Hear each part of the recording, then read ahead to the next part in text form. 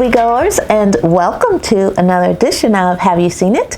I'm your host, Denise, and this week, in addition to my review, I'm going to do a quick Oscar review as well.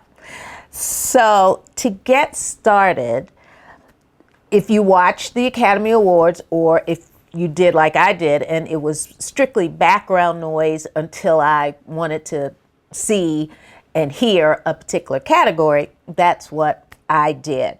So this recap is about the winners and kind of the hubbub surrounding certain movies and certain actors who were nominated. So I'm going to start with Sinners. Sinners was nominated for, I believe, 16 different categories, but came away with 4 awards. And the movie won Best Original Screenplay, Ryan Coogler, Best Cinematography, Best Original Score, and Best Actor, Michael B. Jordan.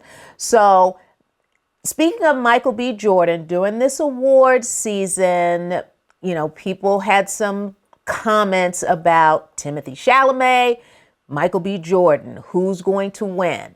Timothée Chalamet had quite a good run during this award season, picking up a couple of awards, until the SAG Actors Awards came and Michael B. Jordan won that SAG award, which people kind of thought he may go on to win the Academy Award as well. He did, and I was quite pleased. And so now we can finally put that Timothée Chalamet, Michael B. Jordan story to bed. Okay? And then we've got the Best Picture Award. There was a lot of hubbub surrounding One Battle After Another, Sinners. You heard a lot about that. Who was going to win? Well, it turned out that One Battle After Another won that award for Best Picture as well as Best Director. So Ryan Coogler did not win that award, of which a lot of people were hoping he would win in that category. And so that brings me to my segue and my review of a movie that was on Netflix, and it's called Train Dreams. And I'm going to get to that in a second because first I have to tell you who my favorite actor is. So my favorite actor this week is the late Cleavon Little from the movie Blazing Saddles. And I'm dating myself, but I don't care. That movie came out many, many years ago, and I think I was in high school when that movie came out. That movie it reminds me of just a Saturday Night Live segment on steroids, ahead of its time. And when you Google that movie, Google the particular scene where the sheriff comes to town. And the famous line, one of the most famous lines from that movie delivered by Cleavon Little was, "Excuse me while I whip this out." In order for you to understand the meaning of that quote, you're going to have to Google that movie. But Cleavon Little is my favorite actor this week. All right, folks, moving on to my movie this week. My review, again, is from the movie Train Dreams. And it was nominated throughout this award season and has earned quite a few awards along the way. This movie came out in the fall, so it's not a new movie, but it's a movie that when the Best Picture, nominees were announced and, people were talking about who's going to be nominated for Best Actor, Joel Edgerton's name came up. So he is the star of this movie. It also stars Carrie Condon, Felicity Jones, William H. Macy, and Will Patton did the narration for this movie.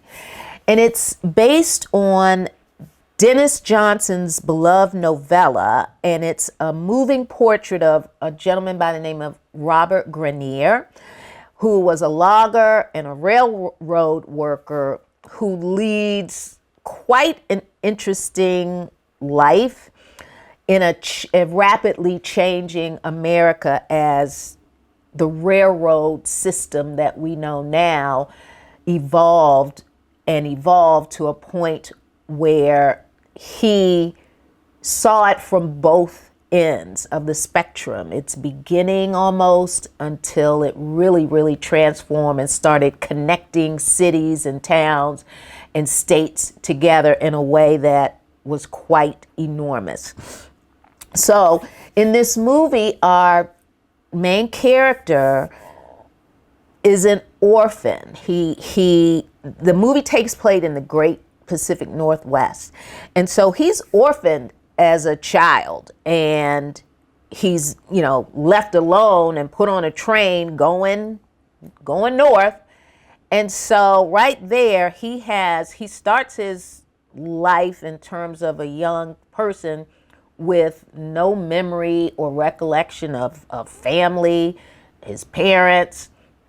And so he's kind of left on his own to kind of navigate this vast part of the United States. And so as an orphan, he goes to school but ends up dropping out of school. He has really no direction in life. He's just kind of a stoic character. And so he works construction for a railroad. And in doing that job, he kind of stays to himself, kind of minds his own business. But one traumatic experience that occurred in his life was seeing one of the workers on the railroad, a Chinese gentleman, being thrown off of a bridge. And so we don't know why. He doesn't know why. No one said this is why we threw this man off of the bridge. But that incident traumatized him to the point where he had, bad dreams and was just really bothered by that incident. And so after that particular job, he takes on a job as a logger. So meaning we've got to, chop down trees in the forest because we want to expand, these railroads and so forth. So that is his job. And so he lives a lonely existence. When he's by himself, he's by himself. When he's at work, he's kind of by himself, but does listen to a lot of stories that the men on this job tell. And as he continues this work, he does gain inspiration and, bits and pieces of encouragement from the older gentleman that he works with. Well, you fast forward and he does, meet a young woman. They marry, they build a cabin, and they live a life together. They have a child, and now he's not alone anymore. He's got a family, a loving family. And so everything seems to be working out fine, but he still has this logging job, and it takes him away from his family for long periods of time. And so at some point, him and his wife, Gladys, decide, hey, why don't we build a sawmill here? We know what, people need. We know what the industry is in need of. We can build a sawmill here on our land, our property, and you're not gone so long. You're not always traveling from one place to another and leaving us here alone. And so they begin that process. But At some point, he has to return to his job. And while he's on these logging jobs, he witnesses, murders between, a logger and, let's say, an enemy. And then he also experiences the death of loggers, friends that he has made. And so that adds a little bit more to his trauma and bad dreams that he has. And then the trauma of all trauma happens when he returns home from a long stint doing his logging job. And from afar, from a distance, he sees a cloud of smoke. And so once he gets home, he realizes that his house has been destroyed and his wife and child are not there. They're missing. And so he is traumatized yet again, has bad dreams about his wife, bad dreams about his daughter, about them coming back home. And so once he pulls himself together with the help of a friend, he pulls himself together, he knows that I gotta do something else. Finds a new job as a carriage driver for the townspeople. And doing that job, he meets another person who is living in solitude, but doing good for the community and the environment. And he meets a forester who is a widow, and she lives alone, but she's okay with it because what she's doing for the environment is her work. She surveys the land and she makes sure that people are being kind to the environment and not tearing down excessively in terms of chopping down trees and just mowing down the forestry. So they kind of build a little friendship, and that kind of helps him because otherwise it's no telling what his demise would be. And so through this movie, you see technology evolve in terms of the railroad system and the transportation system, and he gets to see that. And then one day he finally gets on a train and he takes a drive on that train and he experiences the technology that he kind of helped build. And so he ends up passing away alone in his cabin in 1968, according to the story. And he has no heirs, no family to leave anything to. So it's quite a moving story because, you see this man going through all this trauma throughout his life. I'm not bothering anybody. I'm minding my own business. I'm just trying to build a life and a family. And these things really, really do affect him. The cinematography is beautiful. And in this movie was nominated for a few Academy Awards: Best Adapted Screenplay, Best Original Song, and Cinematography. When I watched the movie initially, I thought cinematography, of course, is going to be a possible Academy Award contender. So there you have it, Train Dreams on Netflix. So if you just want to watch something that's just calm and relaxing and just a nice story about a man going about his life, just trying to figure it out, I thought it was a really good movie. Under 2 hours, I might add. All right, folks, I'm going to jump into my Nailed It. And my Nailed It this week is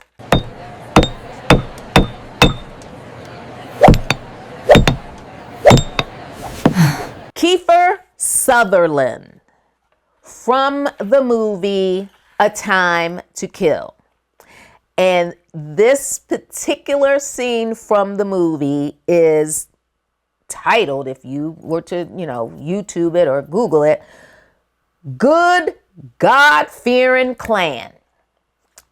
You talk about somebody who really, really, really gets into their character. he got into that character of being a racist and a Klan person, a person who loved the Klan. He did it for me. He was extremely convincing, extremely convincing. And when I looked up this particular clip, because I wanted to make sure I pulled up the clip that I wanted to speak about, there was a short on YouTube that he spoke about. And I'm going to quote him. I'm kind of quoting, but paraphrasing, make sure I don't mess it up. This, after hearing him speak these words, I felt a little bit better about Kiefer Sutherland, the actor. He said, if you're going to take on the role of the KKK, you have to lean into it. And I was like, boy, did you lean into that character. He said, because people are going to hate you when you do it. And I'll raise my hand. I was not feeling Kiefer Sutherland when I saw this. But he also said, but when you do that, you have to show young people why racism is bad and evil and why it destroys communities and society. And so I was like, okay, I'm glad I heard those words come out of your mouth and not read them somewhere. So Kiefer Sutherland, if you want to see someone play a villain, an evil person, he's your guy, because he will lean into it every time. All right, folks, you can subscribe to my YouTube channel. Make sure you hit that like button. And remember, I am available on BlueSky at HYSI. All right, moviegoers, you know what to do. Until next week, I need you to see a movie because I'm going to see a movie. Until next week, bye-bye.